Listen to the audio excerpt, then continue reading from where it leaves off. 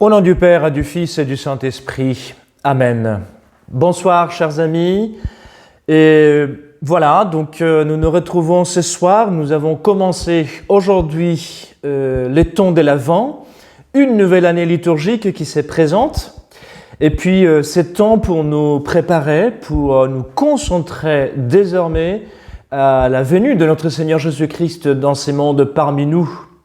Certainement, cette année, nous allons vivre ces temps de l'Avent et je crois aussi les temps de Noël d'une façon tout à fait particulière à cause du confinement ou demi-confinement que nous vivons les uns et les autres. On ne sait pas si on pourra se retrouver tous ensemble pour fêter avec grande solennité cette célébration liturgique et cet événement à cause de la crise sanitaire. Quoi qu'il en soit, nous sommes tous appelés à vivre de maintenant dans une grande attente et à vivre avec une grande espérance la venue de notre Seigneur Jésus-Christ, cette venue qui se fait particulièrement à Noël. Nous le fêtons le 25 décembre, cette naissance, ces souvenirs, cet anniversaire de la naissance de Jésus, mais cette venue qui se fait également tous les jours lorsque nous faisons par exemple la communion, lorsque nous nous mettons en prière avec le Seigneur, lorsque nous rentrons en communion intime avec le Christ.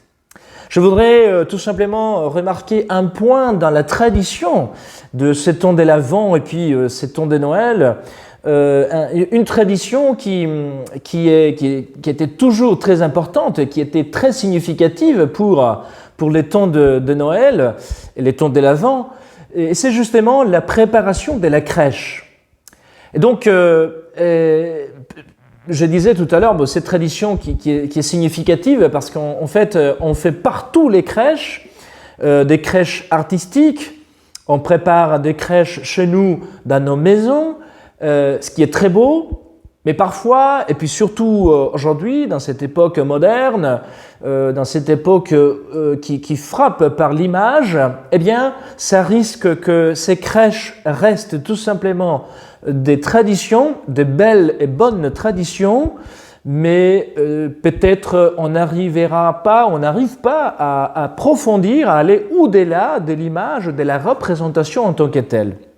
Voilà pourquoi alors je voudrais tout simplement insister sur la centralité de la préparation de la crèche, que comme tradition est toujours importante de le faire, de la maintenir, mais savoir également aller au-delà de ce que nous voyons, de cette représentation. Enfin, c'est-à-dire, pourquoi représentons-nous le Noël, la naissance de Jésus à Bethléem ? Il faut remonter un petit peu dans l'histoire. En 1223, c'est Saint François d'Assise qui réalise, après avoir eu une sorte d'inspiration, d'intuition, il réalise pour la première fois une crèche vivante, c'est-à-dire une représentation vivante de la naissance de Jésus à Greccio, en Italie, là où il s'était retiré au mois de décembre pour se préparer justement aux festivités de Noël. Et là, il dit justement au Seigneur de Greccio, il dit, en demandant la permission de pouvoir réaliser cette crèche vivante dans une des grottes du village, il dit « Je voudrais représenter l'enfant né à Bethléem et en quelque sorte voir avec les yeux du corps les difficultés où il s'est trouvé par les manques des choses nécessaires à un nouveau-né. Comment il était couché dans une crèche et comment il gisait sur la paille entre le bœuf et l'âne. » Voilà donc, je voudrais voir, dit Saint François d'Assise. C'est-à-dire qu'il veut voir avec les yeux de l'imagination, les yeux de l'intelligence, de la volonté, voir ce que l'enfant a souffert pour nous, comment il s'est trouvé lorsqu'il est venu dans ces mondes. Enfin, c'est-à-dire comprendre comment l'enfant Dieu, c'est-à-dire le Fils des dieux, le seul Fils des dieux, il descend, il se fait un homme, un petit enfant, pour nous sauver, pardonner les péchés, pour nous remplir d'amour et de miséricorde. Donc il se fait un petit enfant très humble, très pauvre, très souffrant. Parce qu'il ne faut pas tout simplement considérer qu'il était dans une mangeoire et qu'il était parmi les animaux. Mais il faut aussi se poser la question, pourquoi est-il arrivé à ces points-là? C'est parce qu'il n'a pas trouvé des lieux dans les logements, là où Marie et Joseph allaient justement pour demander le logement au point que Marie était en train d'accoucher. Donc on voulait justement trouver un endroit, il ne l'a pas trouvé. Ça nous fait penser un petit peu à ce que l'apôtre Saint Jean, il le dit dans son évangile, « Les jugements, le voici. La lumière est venue dans les mondes et les ténèbres ne l'ont pas reçue. » Dès le départ, notre Seigneur se retrouve un peu refusé, un peu mis à l'écart.